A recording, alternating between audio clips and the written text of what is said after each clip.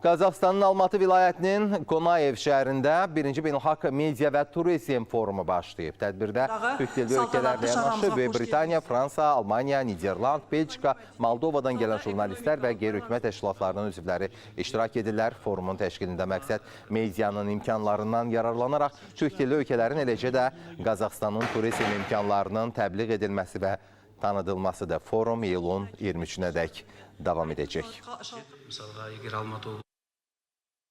Turizm Azerbaycan'da çok ileri gitmektedir. Özellikle yeni torpaklar, Karabağ ve Şuşa'ya ilgi çok büyüktür. Bunların hepsi turizmi geliştirmeye bir vesile sebep olabilir. Bu bakımdan bizim gazeteciler, jurnalistlerimizin çok büyük bir vazifesi vardır. Turizmi ileri aparmakta. Önemli olan burada gazetecilerin bir araya gelmesi, anında haber alabilmesi, bir de turizm gibi en önemli sektörlerini birbirini tanıtmasıdır. Azerbaycan'da da etkinlikler yapmayı düşünüyoruz. İnşallah ileride bu konuda konuşabiliriz, danışabiliriz.